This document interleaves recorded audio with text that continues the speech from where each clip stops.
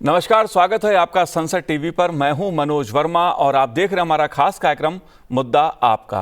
आज हम बात करेंगे धरती की, क्योंकि आज विश्व पृथ्वी दिवस है और इस बार का थीम हमारी शक्ति हमारा ग्रह है। पर्यावरण की रक्षा के लिए 22 अप्रैल का दिन विश्व पृथ्वी दिवस के रूप में मनाया जाता है। पृथ्वी दिवस की शुरुआत 1970 में अमेरिका में हुई थी। इस दिवस का उद्देश्य जलवायु परिवर्तन से बढ़ती समस्याओं के खिलाफ लोगों को जागरूक करना है। जलवायु परिवर्तन की वजह से गर्मी, बाढ़ और जंगल की आग जैसी समस्याएं बढ़ रही हैं। भारत में वैकल्पिक ऊर्जा के क्षेत्र में गंभीरता से काम हो रहा है। विशेष रूप से प्रधानमंत्री नरेंद्र मोदी द्वारा प्रारंभ किया गया सोलर मिशन इस दिशा में एक प्रभावशाली पहल है। भारत दुनिया का सबसे अधिक आबादी वाला देश है और दुनिया में पर्यावरण संरक्षण के लिए भारत वैश्विक स्तर पर अपना योगदान दे रहा है। लेकिन कई तरह की चुनौतियां हमारे सामने भी हैं। इसलिए पृथ्वी दिवस का मुद्दा हम सब के लिए महत्वपूर्ण है। दो खास मेहमान मेरे साथ जुड़े हुए हैं, हम उनसे चर्चा करेंगे और विभिन्न विषयों को समझने की कोशिश करेंगे। टेरी संस्था के विशिष्ट फेलो आर रश्मि जी हमारे साथ जुड़े हुए हैं। रश्मि जी, आपका बहुत बहुत स्वागत है संसद टीवी पर। साथ ही हम बात करेंगे CEEW के कार्यक्रम प्रमुख वरिष्ठ कार्यक्रम प्रमुख ऋषभ जैन जी से। ऋषभ जैन जी, आपका भी स्वागत है संसद टीवी पर। और शुरुआत रश्मि जी मैं आपसे करूंगा, क्योंकि आज विश्व पृथ्वी दिवस है। धरती एक तरह से हम सबके लिए माता है। वसुधैव कुटुंब का संदेश भारत देता है। आप इस दिवस को कैसे देखते हैं, खासतौर से जो बातें हैं कि अमेरिका में इसकी शुरुआत हुई थी, लेकिन जब शुरुआत हुई थी तब से लेकर अब तक दुनिया की जलवायु काफी बदली है। आप कैसे देखते हैं इस मुद्दे को? धन्यवाद मनोज जी। 1970 से लेकर के अभी तक तो देखिए 50 साल, करीब 5 दशक गुजर गए और ये जलवायु का मुद्दा और गंभीर होता चला गया है। जब शुरुआत ये अर्थ डे यानी पृथ्वी दिवस की हुई थी 1970 में, तब उस समय हमारी ये 3 जो बड़ी बड़ी संधियां हैं, क्लाइमेट चेंज पर, डेजर्टिफिकेशन पर और बायोडाइवर्सिटी कंजर्वेशन पर, ये तीनों नहीं थी।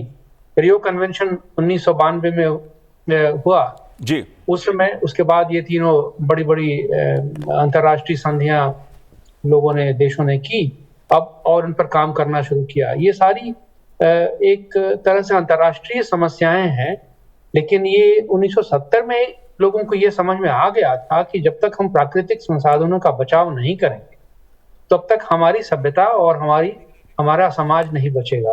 तो ये अच्छी शुरुआत थी, लेकिन दुर्भाग्य की बात यह है कि इतनी अच्छी शुरुआत और इतने लंबे समय के बाद भी हमारी समस्याएं कम होने के बजाय और ज्यादा गंभीर होती चली गई हैं। अब जलवायु परिवर्तन का मुद्दा एक ऐसा अंतर्राष्ट्रीय मुद्दा बन गया है जो हर जगह छाया हुआ है और इसका प्रतिदिन हम इसका प्रभाव देखते चले जा रहे हैं। प्रतिकूल असर हमारे जीवन पर बढ़ता चला जा रहा है। हमारा उत्सर्जन जो ऊर्जा से पैदा होता है वो घटने के बजाय अंतर्राष्ट्रीय संधियों के अंतर्गत जो कमिटमेंट्स लोगों ने, देशों ने लिए हैं, उन सारे कमिटमेंट के बावजूद ये उत्सर्जन बढ़ता ही चला गया है और हमारे प्राकृतिक संसाधनों का भी उसी तरह से जो उपभोग है उसकी रफ्तार में भी कमी नहीं आई है। तो एक तरह से देखिए तो पिछले 5 दशकों में हमारे पर्यावरण की जो समस्याएं हैं जी, वो घटी नहीं है और इस तरह से एक तरह से हम इसको लिप सर्विस कर सकते हैं। हमारे सारे अंतर्राष्ट्रीय स्तर पर या राष्ट्रीय स्तर पर जो हम प्रतिबंध, अपना कमिटमेंट व्यक्त करते हैं, उसको हम अमल में नहीं लाते। हम और अपने जीवन में इसका कोई असर दिखता नहीं है। यही एक चिंता की बात है। जी, ऋषभ जैन जी, आप कैसे देखते हैं इस दिवस को, क्योंकि तमाम तरह की चुनौतियां आज दुनिया के सामने हैं। धरती से जुड़े तमाम ऐसी समस्याएं हैं, बात चाहे आज के दौर की कहा जाए या बात बीते जो 5 दशकों की यात्रा है पृथ्वी दिवस की, लेकिन समस्याएं बढ़ी हैं कम होने की जगह।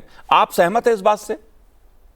नहीं, एकदम सहमत है। और ये जो अर्थ डे है, इसका और बहुत सारे जो हम डेज को सेलिब्रेट करते हैं या हम समझते हैं कि ये दिन है जिसको हम चाहते हैं कि उस दिन को यूज करके हम उस टॉपिक के बारे में, चाहे वो अर्थ डे हो या दूसरी चीजें हो, उसके बारे में ज्यादा चर्चाएं हों ना। अब वो चर्चाएं खाली पहले जो अर्थ डे जब से स्टार्ट हुआ तब था कि हमें अवेयरनेस बढ़ानी है इस बारे में, लोगों को ज्यादा बताना है कि इसका क्या फ्यूचर में चैलेंजेस हो सकते हैं, या पहले धरती कैसी थी अब कैसे हो रही है। लेकिन अब हम ये भी देख रहे हैं कि अब खाली ये अर्थ डे के दिन ये डिस्कशंस नहीं हो रहे हैं, डिस्कशंस इतने मेन स्ट्रीम हो गए हैं कि हम डे टू डे बेसिस पे, डेली बेसिस पे लोग इससे इम्पैक्ट हो रहे हैं। जो रश्मि जी ने कहा कि अब जैसे गर्मी आ रही है, राइट, तो हम ऐसी गर्मियां हर साल ये न्यूज देखते हैं कि इस साल की गर्मी सबसे ज्यादा गर्मी थी इतने सालों में, इतने दशकों में जी। उसी तरह हम देखते हैं इतनी बारिश, दशकों में इतनी ज्यादा बारिश, इतना ज्यादा ठंड, जहां ज्यादा बारिश होती थी वहां कम हो रही है, जहां कम बारिश होती थी वहां ज्यादा बारिश हो रही है। तो ये अर्थ डे एक और तरीके का एक चेतावनी की तरह हमें समझना चाहिए कि इस दिन को हम याद करें। उस दिन हम ये भी एक अपने लिए, आने वाले जनरेशन्स के लिए क्या हम कर सकते हैं इस पे और एक्टिव डिस्कशन करें। मैं जिस ऑर्गेनाइजेशन में काम करता हूं, एक पॉलिसी थिंक टैंक CW, हम इसी बेसिस पे हम ये भी डेटा, क्योंकि डेटा एक बहुत इंपॉर्टेंट एस्पेक्ट होता है कि एग्जैक्टली टेम्परेचर कितना डिग्री बढ़ रहा है, क्या इम्पैक्ट हो रहा है, हमें क्या करना चाहिए। तो हम अलग अलग मुद्दों को साथ में लाके गवर्नमेंट को, central government, state government, local municipality के साथ काम करके उनको बताना चाह रहे हैं और चेतावनी भी दे रहे हैं और सॉल्यूशंस भी दे रहे हैं कि आप अगर ये चीजों को फॉलो करें तो हो सकता है कि हम अगेन सब चीजों को रोक तो नहीं पाएंगे, बट उसको मे बी बेटर तरीके से टैकल कर पाएंगे। तो ये एक सिग्निफिकेंस है अर्थ डे के बाद। जी। रश्मि जी, एक बड़ा मुद्दा अंतर्राष्ट्रीय स्तर पर विकासशील और विकसित देश जो हैं उनके बीच जो संधियां हैं, जो समझौते हैं, तमाम तरह की पर्यावरण को लेकर बैठकें होती हैं, बड़े बड़े सम्मेलन होते हैं, लेकिन जो अगर जलवायु परिवर्तन की मैं बात करूं या तमाम तरह की और जो पर्यावरण से संबंधित चुनौतियां हैं, उनको लेकर जो देशों का मिलकर चलने का एक रुख रहना चाहिए। प्रधानमंत्री जी जिस तरह से वसुधैव कुटुंब की बात करते हैं, दुनिया को एक साथ पर्यावरण के मुद्दे पर आने का आह्वान करते हैं, इसमें भारत की भूमिका को आप कैसे देखते हैं? भारत की भूमिका निस्संदेह पिछले कई वर्षों में बढ़ी है और हमारे प्रधानमंत्री के बदौलत ये भारत की जो भूमिका है उसमें काफी बढ़ोतरी हुई है। भारत ने अपने भी जो उद्देश्य हैं और अपने संकल्प लिए हैं इस ऊर्जा संरक्षण के मामले में, प्राकृतिक संरक्षण के मामले में, ये काफी महत्वपूर्ण है और बड़े ही एम्बिशियस हैं। इसलिए विश्व की पूरी जनता ने इस बात को देखा है और नोट किया है कि भारत का जो अभी वर्तमान नेतृत्व है उसने पर्यावरण पर काफी काम किया है और पर्यावरण के मामले में कई नई चीजें की हैं, नए नए प्रोग्राम, नए नए कार्यक्रम शुरू किए गए हैं। आपने जैसे जिक्र किया PM सूर्य घर का, जो रूफटॉप सोलर के लिए है, सौर पंप के लिए है, एग्रीकल्चर के सेक्टर में सोलर पंप्स के माध्यम से नवीकरणीय ऊर्जा के लिए कार्यक्रम शुरू हुआ है। हमारे भारत ने अंतर्राष्ट्रीय स्तर पर यह घोषित किया है कि हम अपने उत्सर्जन की रफ्तार को 45% घटाएंगे अपने GDP के मुकाबले में, और कम से कम 500 गीगावाट, मतलब 500,000 मेगावाट ऊर्जा हम नवीकरणीय यानी वैकल्पिक ऊर्जा पैदा करेंगे 2030 तक। हम अपने जंगलों का, अपने पर्वतों का संरक्षण करेंगे। उन्होंने लैंड डिग्रेडेशन को करीब 26 मिलियन हेक्टेयर घटाने का संकल्प लिया है। इस तरह की नई चीजें हमारी सरकार ने और नेतृत्व ने किया है और अंतर्राष्ट्रीय स्तर पर इसकी घोषणा की है। इसका बड़ी महत्ता है, क्योंकि एक देश अगर कोई अंतर्राष्ट्रीय स्तर पर संकल्प लेता है तो उसे फलीभूत भी करना उसका दायित्व होता है, और ये पहले ऐसा नहीं हुआ था। तो पिछले 10 सालों में ये बड़ा भारी परिवर्तन हमें देश के आंतरिक कार्यक्रमों में भी और अंतर्राष्ट्रीय स्तर पर भी आया है। लेकिन दुर्भाग्य की बात यह है कि विकसित देशों में जो इस तरह का कमिटमेंट आना चाहिए अपने प्राकृतिक संसाधनों के संरक्षण के लिए और पूरे विश्व के पर्यावरण के संरक्षण के लिए उन्हें जो अपना काम करना है, उत्सर्जन घटाना है या दूसरे देशों की मदद करनी है, वित्तीय मदद करनी है, तकनीक से मदद करनी है, उसमें बहुत परिवर्तन नहीं आया है। और इसीलिए जो सम्मेलन होते हैं, बैठकें होती हैं, वो विवाद में फंसी रहती हैं, आगे काम नहीं बढ़ पाता है। जी, जाहिर तौर पे प्रधानमंत्री नरेंद्र मोदी जी ने G20 के समय भी दुनिया के सभी देशों से आह्वान किया था कि पर्यावरण के मुद्दे पर, धरती की सुरक्षा के लिए, रक्षा के लिए, संसाधनों के संरक्षण के लिए मिलकर सभी देश काम करें। लेकिन मेरा मुद्दा ऋषभ जैन जी आपसे ये है कि पृथ्वी दिवस 2025 जो है उसका थीम हमारी शक्ति हमारा ग्रह, इसका उद्देश्य क्या है, इसके पीछे उद्देश्य क्या है? इसका, जैसे आपने कहा, हमारी शक्ति हमारा ग्रह, ये एक कलेक्टिव एक्शन की तरह सिग्नल कर रहा है। जैसे आपने अभी G20 की आप जो बात कर रहे थे, G20 में जो फाइनल मीटिंग हुई थी जहां सब देशों के प्रेसिडेंट और प्राइम मिनिस्टर्स आए थे, जो बहुत ही एक बात उभर के आई थी कि हमने उसमें जीडीपी की बात की थी, और वो जीडीपी इकोनॉमिक ग्रोथ की जीडीपी नहीं थी, वो हमने बात किया था ग्रीन डेवलपमेंट पैक्ट की, जहां हमने बोला था कि कोर मुद्दा जो आगे G20 को डिस्कस करना चाहिए वो है कि हम क्लाइमेट चेंज और एनवायरनमेंट को फोकस रख के आगे कैसे बढ़ सकते हैं। ऑफकोर्स सब कंट्रीज को आगे बढ़ने की जरूरत है। बहुत सारे कंट्रीज हैं जहां जिनकी रिप्रेजेंटेशन नहीं थे G20 में, तो इसीलिए इंडिया की G20 प्रेसिडेंसी में हमने फिर अफ्रीकन यूनियन को भी रिप्रेजेंट किया, जब कह रहा है कि इतने बड़े अगर कॉन्टिनेंट से रिप्रेजेंटेशन अगर जरूरत है तो तभी, क्योंकि वहां से बिलियंस ऑफ पीपल हैं जिनकी रिप्रेजेंटेशन होनी चाहिए। सो अगर हम साथ में मिलके काम करें, जो एक कलेक्टिव एक्शन की बात होती है, तभी हम सॉल्व कर सकते हैं क्लाइमेट चेंज को। नहीं तो आज हम जो भुगत रहे हैं इंडिया में और बहुत सारे साउथ एशियन कंट्रीज में, ग्लोबल साउथ में, डेवलपिंग कंट्रीज में, ये एमिशंस जो हुए हैं, कार्बन डाइऑक्साइड एमिशंस और दूसरे एमिशंस, ये देशों से नहीं हुए हैं, लेकिन आज हम उनके इफेक्ट्स झेल रहे हैं। और ये हम देख भी रहे हैं कि बहुत सारे डेवलप कंट्रीज हैं जो अमेरिका में, यूरोप में, चाइना में, ये किसी भी तरीके से एमिशंस कम नहीं हो रहे हैं। इसका ये भी मतलब है कि हजारों लाखों किलोमीटर दूर जब कहीं एमिशंस होंगे, उसके आज नहीं तो कल उसका इम्पैक्ट इंडिया पे और दूसरे कंट्रीज पे आएगा। और क्योंकि हमारे यहाँ इतनी बड़ी कोस्ट लाइन है, हमारे यहाँ इतना बड़ा ऐसा लैंड है जहाँ बहुत गर्मी भी पहुंचती है, हमारे यहाँ डेजर्ट है एक्सेट्रा, तो हर एक चीजों पे इंडिया का इम्पैक्ट आ रहा है। तो इसीलिए आई थिंक कलेक्टिव एक्शन और जो इंडिया और डिफरेंट मिनिस्ट्रीज कर रहे हैं वो बहुत ही इंपॉर्टेंट है कि हम कैसे दूसरों को, डिस्पाइट द डिफरेंसेस, हम जानते हैं कि हम हर एक चीजों पे अग्री नहीं कर सकते, बट हम वो बेयर मिनिमम क्या है जिसपे अग्री करें और उसमें लेके आए। तो जैसे आज भी जब ये डिस्कशन, आई थिंक अभी जो वाइस प्रेसिडेंट ऑफ अमेरिका आए हुए हैं, तो ग्रोथ की बात हो रही है, मुझे ये 100% कॉन्फिडेंस है कि हम अपने जो इंडिया का जो प्लान है क्लाइमेट चेंज के, उसको रखते हुए ग्रोथ की बात करेंगे। तो वो बेस इंडिया में थैंकफुली बन गया है और ये एक एग्जाम्पल सेट करता है पूरी दुनिया के लिए कि कुछ भी हो जाए, हमारी जो कोर फिलॉसफी है, कोर थिंकिंग है, वो चेंज नहीं होगी। और अब उसके ऊपर हम दूसरे कंट्रीज के साथ नेगोशिएशंस करते रहेंगे। तो यही आई थिंक इंपॉर्टेंट है ये मैसेज कि हम एक है और साथ में मिलके ही हम इसको सॉल्व कर सकते हैं। जी, रश्मि जी, अगर मैं भारत की बात करूं, अपने देश की मैं बात करूं, क्योंकि तमाम तरह की जो पर्यावरण संबंधी चुनौतियां हैं वो हमारे सामने भी हैं, बड़ी आबादी है हमारी दुनिया में।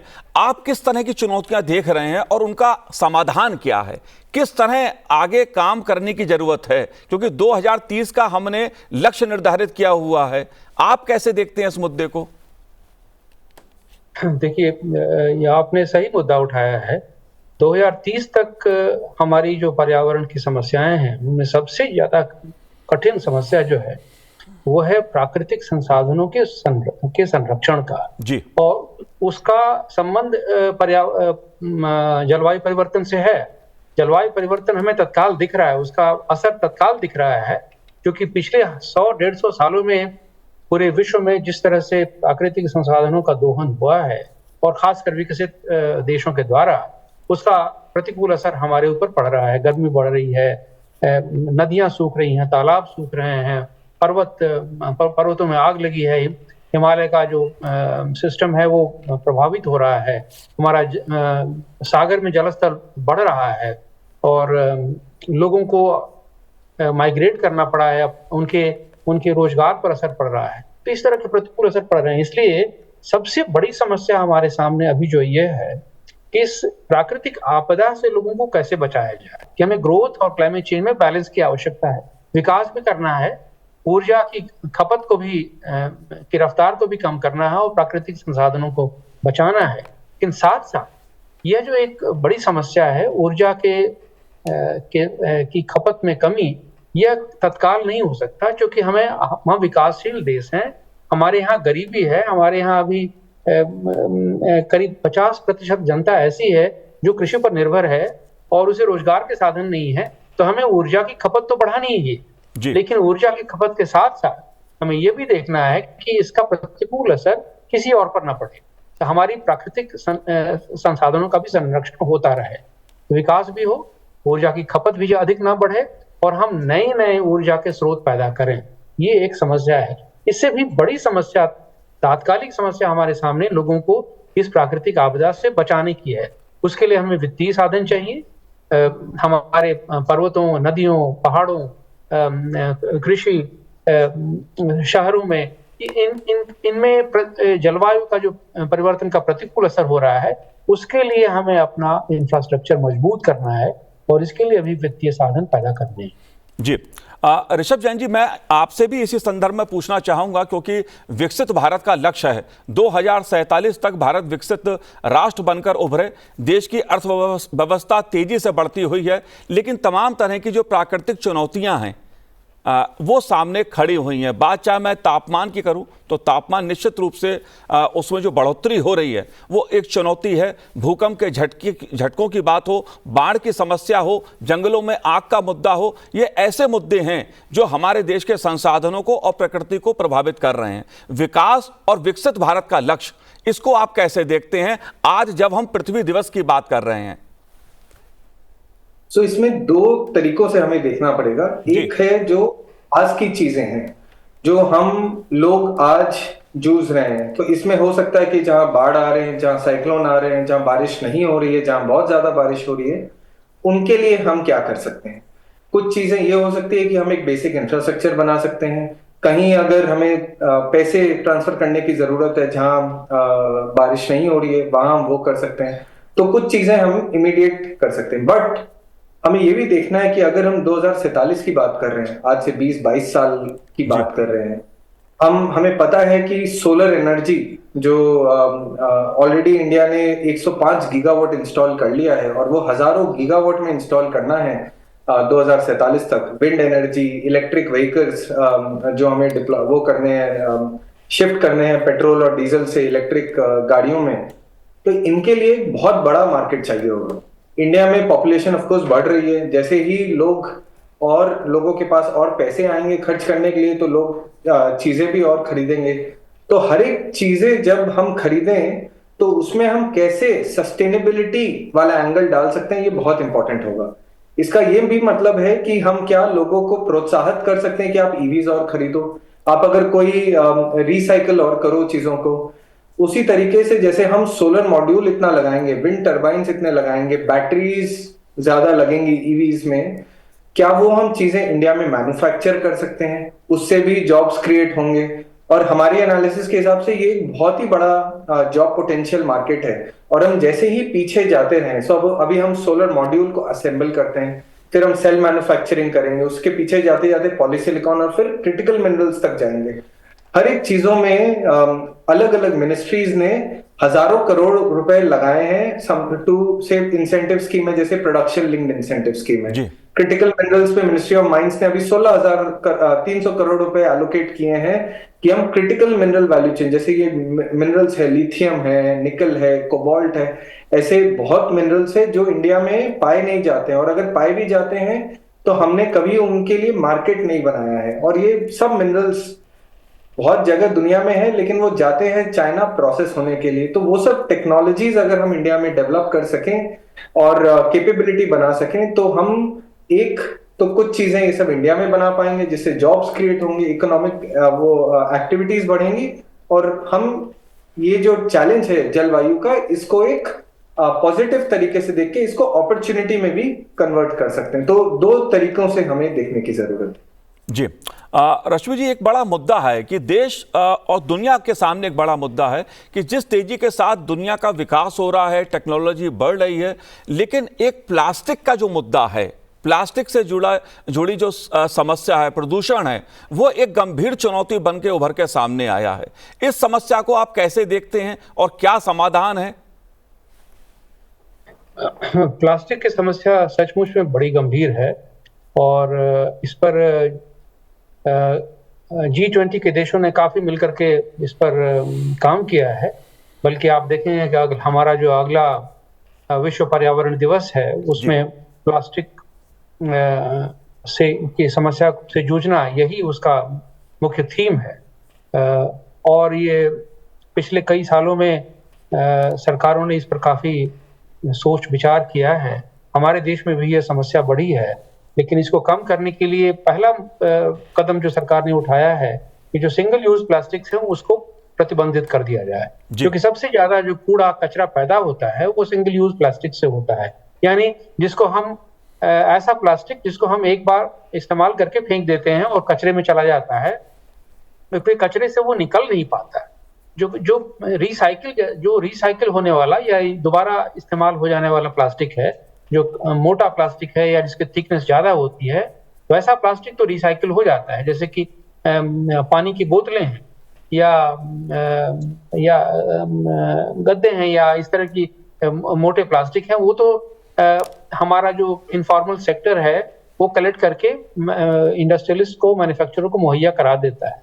लेकिन जो सबसे बड़ा जो आप देखेंगे शहरों में और नदियों में, नालों में जो कूड़ा कचरा पैदा हो रहा है वो सिंगल यूज प्लास्टिक से हो रहा है। और लेकिन इसके लिए जो हमारी म्युनिसिपैलिटीज हैं और हमारी जो लोकल बॉडीज हैं, उनके पास या तो संसाधन नहीं है या उनके पास तंत्र नहीं है जो इस तरह का काम कचरे को कलेक्ट करें, सेग्रीगेट करें और फिर उसको रिप्रोसेस करें। तो इसके लिए हमें मुझे लगता है कि एक मार्केट बेस्ड यानी बाजार और प्राइवेट सेक्टर को का निवेश इसमें आवश्यक है और कुछ हमें इसमें इंसेंटिव देना पड़ेगा ताकि म्युनिसिपैलिटीज को सशक्त कर पाएं और प्राइवेट सेक्टर का इसमें निवेश हो, ताकि ये जो प्लास्टिक या इस तरह की जितने मटेरियल्स हैं, इनकी रिसाइकलिंग, इनका कलेक्शन, इनका सेग्रीगेशन और इनका प्रोसेसिंग, इसका जो खर्च है वो सरकारी तंत्र या सामाजिक तंत्र उठाए। इसमें कुछ हिस्से तक सब्सिडी देने की आवश्यकता पड़ेगी जी। तो ये एक बड़ा काम है जी। लेकिन इसके साथ साथ हमें कुछ नियम भी बनाने पड़ेंगे। जैसे एक रिसोर्स एफिशिएंसी एक कॉन्सेप्ट है कि हम जितने मटेरियल्स यूज करते हैं, सिर्फ प्लास्टिक से नहीं, लोहा है, प्लास्टिक है, कपड़ा है, लेदर है, ये जितने मटेरियल्स हैं, मेटल्स हैं, उनको हम रिसाइकिल करने के लिए कुछ इंसेंटिव जो यूजर्स हैं, रिसाइकलर्स हैं और जो कलेक्टर्स हैं उनको दें। तो इसकी एक व्यवस्था बननी चाहिए, इसका एक नियम बनना चाहिए। ये पर्यावरण मंत्रालय को इस पर काम करना चाहिए जी। जाहिर सी बात है, जब हम धरती की बात करते हैं, पृथ्वी की बात करते हैं, पृथ्वी दिवस की चर्चा करते हैं, तो जल, जंगल, जमीन का मुद्दा अहम हो जाता, हर किसी से जुड़ा ये मुद्दा है। ऋषभ जैन जी, आखिरी सवाल मेरा आपसे है, क्योंकि जब बात हम पृथ्वी दिवस की करते हैं, धरती की करते हैं, जाहिर तौर पर इसका दायित्व सबका है, सबका कर्तव्य है कि धरती का संरक्षण कैसे हो, कैसे प्रदूषण मुक्त हमारा समाज बने, देश बने, संसार बने। आप कैसे लोगों की भागीदारी को कैसे देखते हैं, लोग किस तरह महत्वपूर्ण भूमिका निभा सकते हैं? तो इसमें बहुत सारी चीजें हैं जो हर एक इंसान एज ए रिस्पॉन्सिबल सिटीजन कर सकता है जी।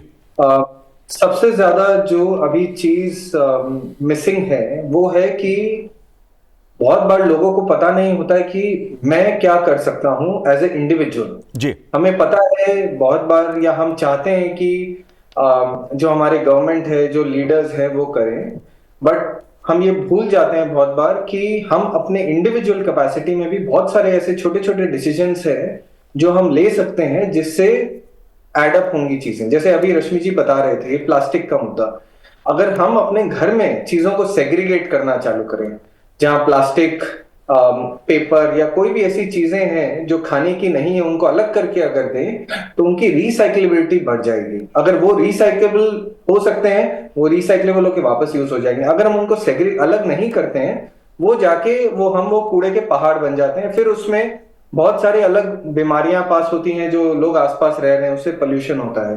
बट जब हम घर पे ये सेग्रीगेट अलग अलग नहीं करते हैं, तो हम उससे लिंक नहीं कर पा रहे हैं कि हमारा हर एक एक्शन उसका क्या इम्पैक्ट है। जैसे हम गाड़ियां सब हम चला रहे हैं, दिल्ली में प्रदूषण के लिए बहुत ज्यादा डिस्कशन होता है, बट बहुत सारे शहरों में पोल्यूशन का इम्पैक्ट हो रहा है। बट क्या हम अपने एक्शन से, क्या हम जब ऑफिस से घर जा रहे हैं, घर से ऑफिस आ रहे हैं या कहीं भी जा रहे हैं, क्या हम शेयर कर सकते हैं राइड्स को? क्या हम पब्लिक ट्रांसपोर्ट पे ज्यादा फोकस कर सकते हैं? क्या हम मेट्रो ले सकते हैं?